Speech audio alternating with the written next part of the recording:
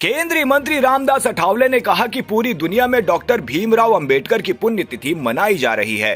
भीमराव अंबेडकर ने ही हमें जगाया है, हमें प्रेरणा दी है और उनके विचारों को लेकर हम आगे बढ़ रहे हैं। उन्होंने देश को लोकतंत्र दिया, संविधान दिया। भारत में सभी लोग उनकी विचारधारा से प्रेम करने वाले हैं। पीएम मोदी उनके संविधान को मजबूत कर रहे हैं। उनके ऊपर आरोप लगाने का जो प्रयत्न होता है वो बेबुनियाद है। संविधान को राजनीति में नहीं लाना चाहिए, इस तरह की राजनीति से बचना चाहिए। तो आज बाबा साहब अम्बेडकर जी का 68वां महापरिनिर्वाण दिन मतलब यहाँ मुंबई में हो रहा है। मुंबई में नहीं पूरे भारत में नहीं पूरे दुनिया में बाबा साहब अम्बेडकर जी की डेथ एनिवर्सरी जो है, महापरिनिर्वाण दिन जो है, ये दिन होता है और यहाँ लाखों की संख्या में लोग यहाँ पूरे देश भर से आते हैं।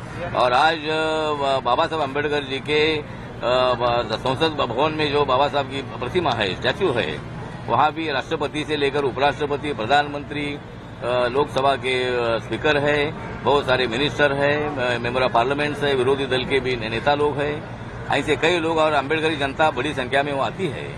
और आज बाबा साहब को अभिवादन करके मैं यहाँ पहुंचा हूँ और मैं हर साल दिल्ली में भी रहता हूँ और यहाँ भी चैत्य भूमि के लिए मैं इसलिए आता हूँ कि बाबा साहब अम्बेडकर ना होते तो हमारा क्या होता। बाबा साहब अम्बेडकर जी ने हमें जगाया है, बाबा साहब अम्बेडकर जी ने हमें प्रेरणा दी है और बाबा साहब अम्बेडकर जी का जो विचार है, जय भीम का जो विचार है, उस विचार को लेकर हम आगे बढ़ रहे हैं। तो बाबा साहब अम्बेडकर जी ने देश को लोकतंत्र दिया है, बाबा साहब अम्बेडकर जी ने देश को संविधान दिया है, बाबा साहब अम्बेडकर जी ने सारे देश को अखंड भारत की संकल्पना को मजबूत करने का ऐलान किया है। और इसीलिए बाबा साहब अम्बेडकर जी की विचारधारा पर प्रेम करने वाले भारत में सभी लोग हैं। और मैं इतना बताना चाहता हूं कि बाबा साहब का संविधान हर एक को मंजूर होना ही चाहिए। नरेंद्र मोदी जी बाबा साहब अम्बेडकर का संविधान मजबूत कर रहे हैं और संविधान को माथा टेककर उन्होंने शपथ लिए है और हर बार वो संविधान की बात करते हैं, लेकिन उनके ऊपर आरोप लगाने का जो प्रयत्न होता है ये बिल्कुल बेबुनियाद है और संविधान को राजनीति में नहीं लाना चाहिए। संविधान तो सबका संविधान है,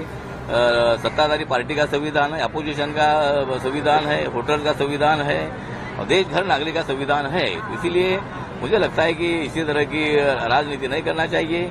और कल मतलब जो शपथ ग्रहण हुआ है इसमें